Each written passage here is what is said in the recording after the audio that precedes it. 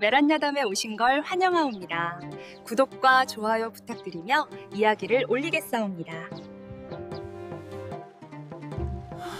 옛날 옛적 산줄기가 9겹으로 감싸고 계곡물이 용처럼 구불구불 흐르는 조선 남부의 한 고을이 있었습니다. 이 고을은 참으로 귀한 곳이었지요.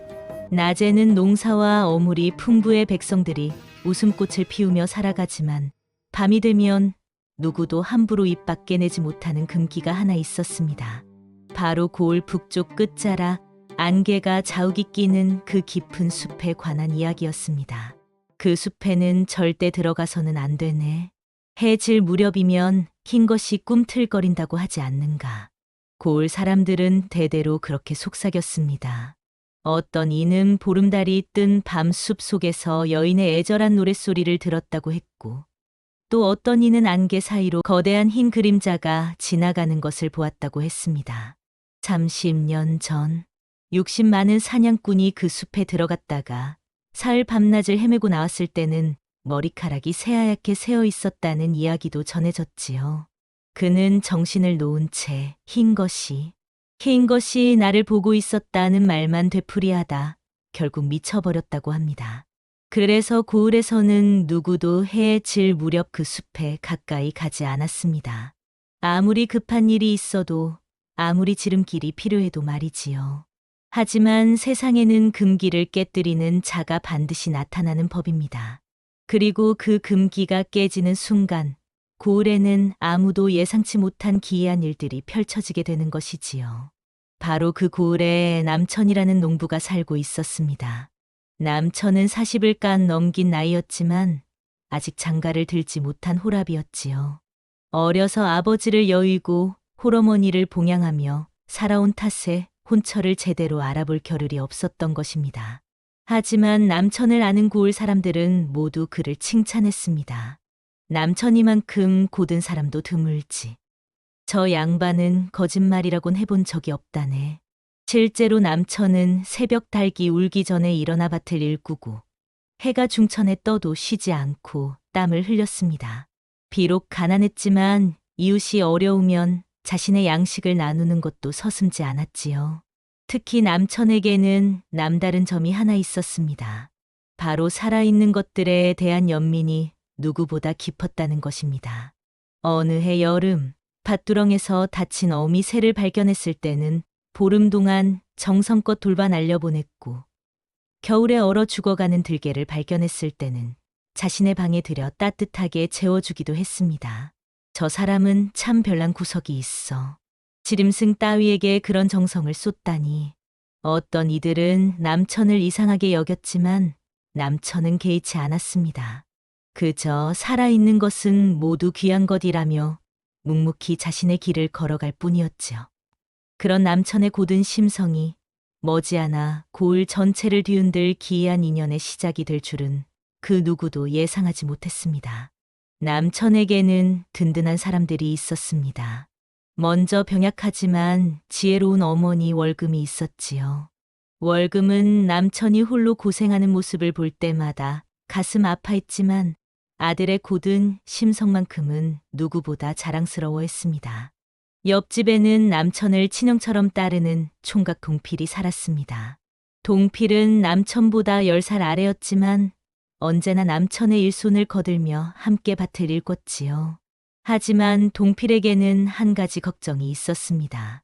가끔 숲에서 기이한 소리를 들었다며 남천에게 형님, 그 숲만큼은 조심하셔야 합니다. 라고 거듭 당부했던 것입니다. 반면 고을의 유력자인 최참봉은 남천을 못마땅하게 여겼습니다. 천한 농부 주제에 의로운 척한다며 사사건건 시비를 걸었지요. 최참봉은 고을에서 가장 부유했지만 그만큼 욕심도 많았습니다. 어느 봄날 남천이 밭을 갈던 어느 날 계곡물 흐르는 소리가 갑자기 멈춘 듯 고요해졌습니다. 바람조차 움직이지 않아 온 세상이 숨을 죽인 듯 했지요.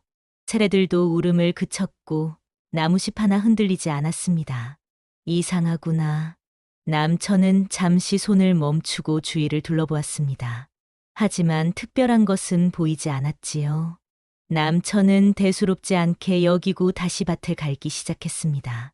그러나 그는 알지 못했습니다. 이미 숲이 그에게 다가오는 인연을 예고하고 있다는 사실을 말이지요. 그로부터 사흘 후 남천의 인생을 완전히 뒤바꿀 일이 벌어졌습니다. 남천이 밭두렁을 정리하던 중이었습니다. 쇠도리깨로 자풀을 쳐내는데 갑자기 무언가 무겁게 걸리는 느낌이 들었지요. 자세히 살펴보니 놀랍게도 거대한 흰 뱀이 쇠도리깨에 뒤엉켜 있었습니다. 그 뱀의 크기란 어른 둘이 팔을 벌려 안아야 할 만큼 컸습니다. 비늘은 눈처럼 희고 몸 곳곳에는 상처가 나 있었지요. 뱀은 힘없이 축 늘어져 있었지만 눈빛만큼은 형언할 수 없이 깊고 슬펐습니다. 이런, 남천은 황급히 쇠도리깨를 치웠습니다. 고을 사람들은 뱀을 귀신의 징조라 여겨 두려워했지만 남천의 눈에는 그저 상처 입은 생명일 뿐이었습니다. 남천은 조심스럽게 뱀의 몸을 풀어주었고 상처난 곳에 약초를 발라주었지요. 흰 뱀은 잠시 남천을 물끄러미 바라보았습니다. 그 눈빛에는 무언가 말하고 싶은 듯한 깊은 감정이 담겨 있었지요. 그리고는 천천히 몸을 일으켜 숲속으로 사라졌습니다. 이 모습을 멀리서 지켜보던 동필이 황급히 달려왔습니다. 형님, 정령을 건드리신 겁니까? 큰일 났습니다. 동필은 안색이 새하얗게 질린 채 말했습니다. 하지만 남천은 태연했습니다. 무슨 정령이고 귀신이냐. 그저 살아있는 것을 살렸을 뿐이네. 하지만 형님, 그 숲의 흰 뱀은 예사롭지 않다는 소문이. 소문은 소문일 뿐이야. 내가 한 일을 후회하지는 않네. 남천의 단호한 말에 동필은 더 이상 아무 말도 하지 못했습니다. 하지만 가슴속 불안은 가시지 않았지요. 곧 고을 사람들 사이에 소문이 퍼지기 시작했습니다. 남천이 정령을 건드렸다는 말이 여기저기서 나돌았고 혹시나 재앙이 닥칠까 두려워하는 이들도 있었습니다. 하지만 남천은 자신의 선택을 조금도 후회하지 않았습니다. 그는 그저 사람으로서 해야 할 일을 했을 뿐이라 여겼지요. 이 선택이 평범한 그의 인생을 완전히 뒤흔드는 첫걸음이 될 줄은 꿈에도 몰랐습니다. 그날 밤이었습니다. 달이 유난히 밝게 빛나는 밤이었지요. 남천이 저녁 식사를 마치고 방에 누워 있을 때 밖에서 조용한 발자국 소리가 들려왔습니다. 사각사각 마치 바람에 나무잎이 스치는 듯한 소리였습니다. 남천이 문을 열자 달빛 아래 한 사람이 서 있었습니다. 흰 옷을 입은 20 안팎의 젊은 처녀였습니다. 얼굴은 달빛보다 희고 투명했으며 눈빛은 인간 같지 않을 만큼 깊고 고요했지요. 긴 머리는 허리까지 늘어져 바람에 살랑거렸습니다. 처녀는 조용히 고개 숙여 절을 했습니다. 오늘 낮의 은혜를 잊지 못해 찾아왔습니다. 그 목소리는 맑은 계곡물이 흐르는 듯했습니다. 남천은 순간 놀랐지만 곧 정신을 차리고 말했습니다. 밤이 깊었는데 어찌 이곳까지 오셨소? 잠시만 보호해 주실 수 있겠습니까? 저를 쫓는 자들이 있습니다. 처녀의 목소리는 떨리고 있었습니다. 남천은 망설이지 않고 처녀를 집 안으로 들였습니다. 어머니 월금은 놀란 얼굴로 처녀를 바라보았지만 아들의 선택을 믿고 따뜻한 죽을 내왔지요. 그런데 이상한 일이 벌어졌습니다. 처녀는 죽을 거의 먹지 못하고 손만 떨고 있었습니다. 마치 인간의 음식이 낯선 듯 했지요. 괜찮으시오? 남천이 물었을 때 갑자기 집 바깥에서 스윽 하는 기척이 스쳤습니다. 불길한 바람이 문틈으로 비집고 들어왔고 촛불이 흔들리기 시작했습니다. 무언가 처녀를 쫓고 있는 것이 분명했습니다. 처녀는 더욱 몸을 떨며 남천을 바라보았습니다. 그 눈빛에는 두려움과 동시에 간절한 애원이 담겨 있었지요. 처녀는 마침내 떨리는 목소리로 말했습니다. 사실을 말씀드려야겠습니다. 저는 사람이 아닙니다. 남천과 월금은 깜짝 놀라 처녀를 바라보았습니다. 오늘 낮에 나으리께서 구하신 그 흰 뱀이 바로 저입니다. 저는 정령의 피를 이어받은 존재로 인간의 모습으로 변할 수 있습니다. 처녀는 눈물을 글썽이며 말을 이었습니다. 숲을 지키던 어미 정령의 딸로 태어났지만 어미는 오래전 욕심 많은 인간들에게 상처를 입고 돌아가셨습니다. 저는 홀로 숲을 지키려 했지만 힘이 부족했지요. 오늘 나 탐정에 걸려 죽을 뻔했는데 나으리께서 살려주셨습니다. 남천은 놀랐지만 두려움보다는 연민이 앞섰습니다. 정령이든 사람이든 그저 도움이 필요한 존재일 뿐이었습니다. 그렇다면 더욱 보호해 드려야겠소. 오늘 밤은 편히 쉬시오. 남천의 따뜻한 말에 처녀는 처음으로 희미하게 미소 지었습니다. 그 미소는 봄날 피어나는 매화꽃처럼 아름다웠지요. 어머니 월금도 처녀에게 이불을 내어주며 말했습니다. 무서운 일을 겪으셨겠구려. 우리 집이 보잘것없지만 하루 편히 쉬어가시오. 처녀는 남천 모녀의 따뜻함에 눈시울이 붉어졌습니다. 태어나서 처음으로 진심 어린 온정을 느낀 것이었지요. 그날 밤부터 처녀는 남천의 집에 머물기 시작했습니다. 낮에는 남천이 밭을 갈 때 함께 따라 나가 일손을 도왔고, 밤에는 어머니 월금을 정성껏 간호했습니다. 신기한 일이 벌어졌습니다. 처녀가 손만 대면 시든 꽃이 되살아나고 병든 짐승들이 기운을 찾았지요. 처녀의 손길은 따뜻했고 그 눈빛은 날이 갈수록 인간의 것을 닮아갔습니다. 며칠이 지나자 남천과 처녀 사이에는 말로 표현할 수 없는 교감이 생겨났습니다. 남천이 힘들어하면 처녀는 조용히 옆에 앉아 위로를 건넸고, 처녀가 숲을 그리워하면 남천은 함께 산책을 나갔습니다. 어느 날 저녁 두 사람은 밭두렁에 나란히 앉아 노을을 바라보고 있었습니다. 나으리는 어찌 저를 두려워하지 않으십니까? 처녀가 조심스럽게 물었습니다. 두려워할 이유가 있소? 당신은 그저 도움이 필요한 존재였을 뿐이오. 하지만 저는 사람이 아닙니다. 사람이든 정령이든 마음이 곧으면 그것으로 충분하지 않겠소? 남천의 말에 처녀의 눈가에 눈물이 맺혔습니다. 두 사람 사이에는 기묘하지만 깊은 신뢰가 싹트기 시작했습니다. 이는 고을에 큰 파동을 불러올 인연의 시작이었습니다. 하지만 평온은 오래가지 못했습니다. 다음 날 아침, 최참봉이 수상한 기색으로 남천의 집 근처를 배회하고 있었습니다. 전날 밤 그는 이상한 기운을 느끼고 몰래 남천의 집을 살폈던 것입니다. 그리고 흰 옷 입은 처녀의 그림자를 희미하게 보았지요. 최참봉의 눈이 탐욕으로 번뜩였습니다. 흰 뱀 정령이라 전설이 사실이었구나. 최참봉은 오래전부터 한 가지 풍문을 알고 있었습니다.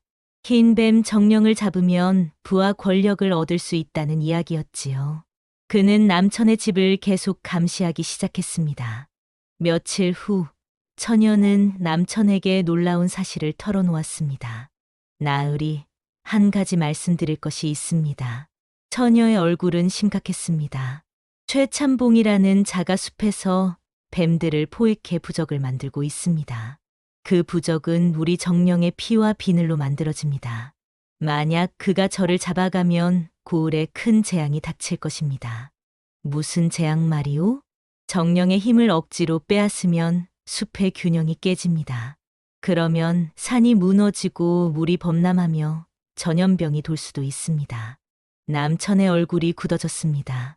최참봉의 탐욕이 고을 전체를 위험에 빠뜨릴 수 있다는 말이었습니다. 남천은 깊이 생각에 잠겼습니다.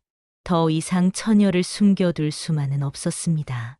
최참봉의 만행을 막아야 했지요. 내가 고을 원님께 이 일을 고발하겠소. 최참봉의 악행을 밝히고 당신을 끝까지 지켜드리겠소. 남천의 결연한 목소리에 처녀는 고개를 들었습니다. 그의 눈빛에는 두려움보다 의로움이 가득했습니다.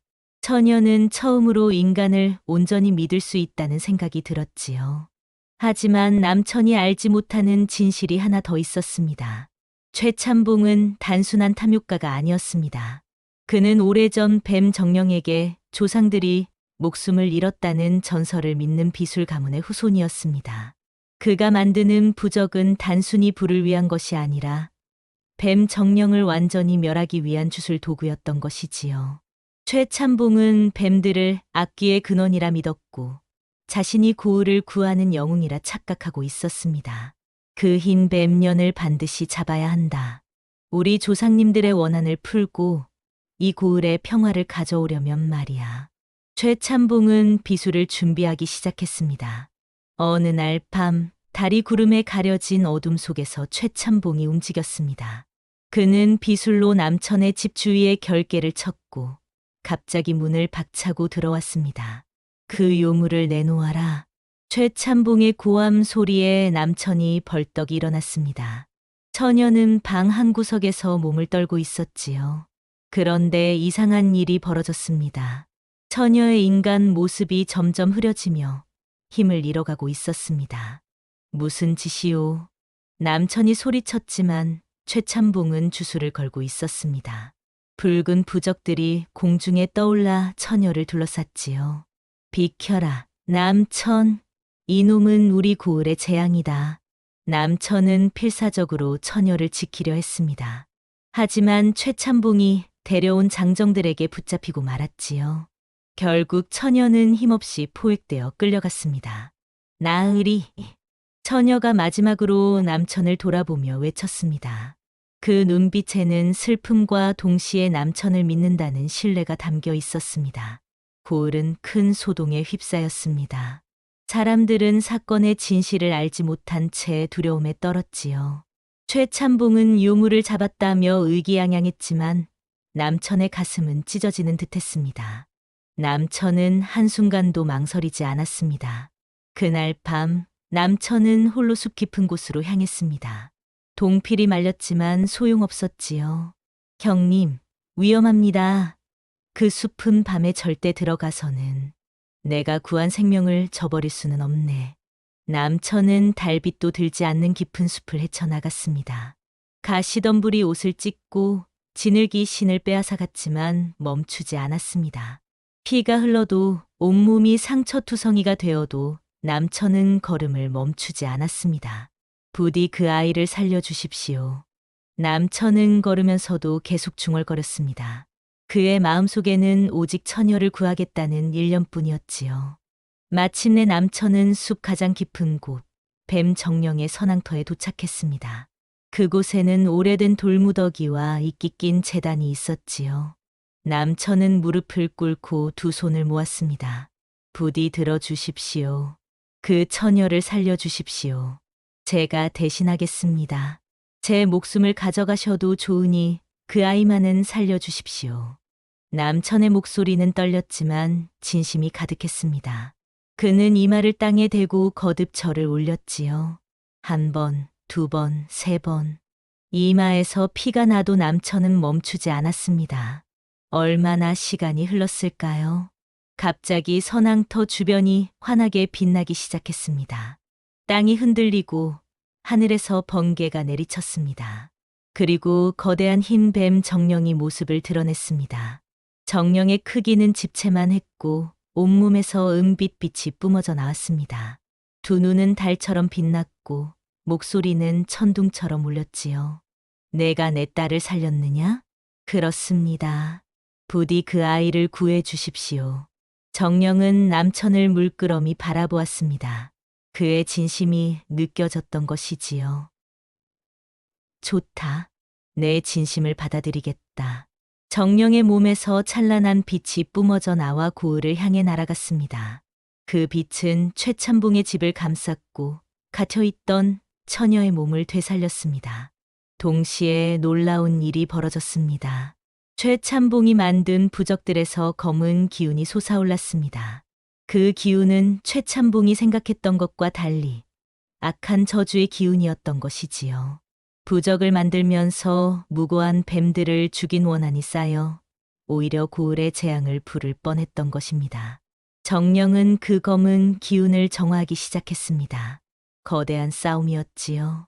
하늘은 붉게 물들었고 땅은 갈라졌습니다.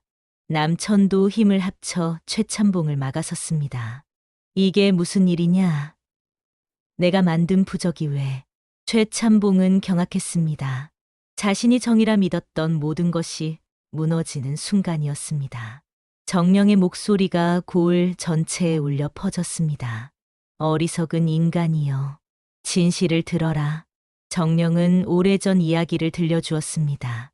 뱀 정령은 원래 마을을 보호하던 수호신이었습니다. 하지만 최참봉의 조상들이 욕심으로 정령의 힘을 빼앗으려 했고 그 과정에서 재앙이 일어났던 것이지요. 정령을 해친 것은 인간이었고 정령은 그저 자신을 지켰을 뿐이었습니다. 아니, 그럴 리가. 최참봉은 무릎을 꿇었습니다. 자신이 평생 믿어온 것이 거짓이었다는 사실을 받아들일 수 없었지요.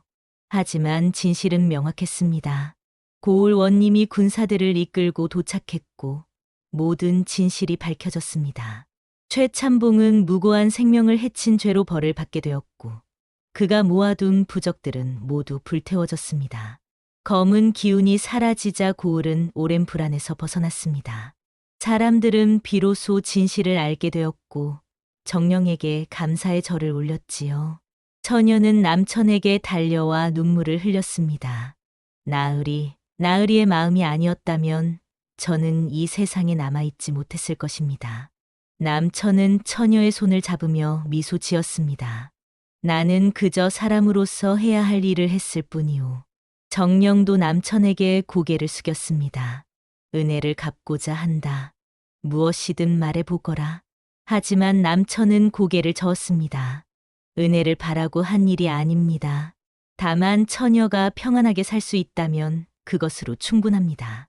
정령은 남천의 고든 심성에 깊이 감동했습니다. 그리고 처녀에게 축복을 내렸지요. 딸아, 내가 원한다면 인간으로 살아가도 좋다. 이 사람 곁에서 행복하거라. 처녀는 더 이상 뱀으로 되돌아가지 않기로 했습니다. 남천의 곁에서 인간으로 살아가기로 결심한 것이지요. 시간이 흘러 남천의 삶에는 놀라운 변화가 찾아왔습니다. 처녀는 남천의 아내가 되었고 두 사람은 평온하게 살아갔습니다. 신기하게도 병약하던 어머니 월금의 건강도 차츰 회복되었지요. 밭에는 곡식이 풍성하게 자랐고 집안에는 웃음소리가 끊이지 않았습니다. 고을 사람들은 남천의 이야기를 정령이 내린 복이라며 오래도록 전했습니다. 악한 마음이 아니라 선한 마음이 진정한 복을 부른다는 교훈으로 말이지요. 어느 날 저녁, 남천과 처녀는 함께 석양을 바라보며 걷고 있었습니다. 숲길 어귀에는 언제나 흰뱀의 비늘 같은 은은한 광채가 남아 있었지요. 당신을 만난 것이 제 인생 최고의 복입니다. 처녀가 말했습니다. 나 역시 그렇소. 살아있는 모든 것은 귀한 법이니까. 두 사람의 손은 따뜻하게 맞잡혀 있었고 저녁 노을은 그들을 부드럽게 감싸주었습니다. 옛말에 백절불굴이라는 말이 있습니다. 어떠한 난관에도 굽히지 않고 이겨나간다는 뜻이지요. 하지만 그보다 더 중요한 것은 마음의 고듬입니다. 남천처럼 탐욕 없이 선을 행하고 살아있는 것들을 아끼는 마음, 그것이야말로 진정한 복을 부르는 길입니다. 은혜는 언제나 은혜로 돌아옵니다. 남천이 구한 작은 생명 하나가 결국 고을 전체를 구했고 그 자신의 삶도 풍요롭게 만들었지요. 여러분도 기억하십시오. 선한 행동은 결코 헛되지 않으며 진심은 반드시 전해진다는 사실을 말입니다. 다음 영상을 빠르게 만나보시려면 좋아요와 구독을 눌러주세요. 그럼 더 재미있는 영상으로 찾아뵙겠습니다. 모두 행복한 하루 보내세요.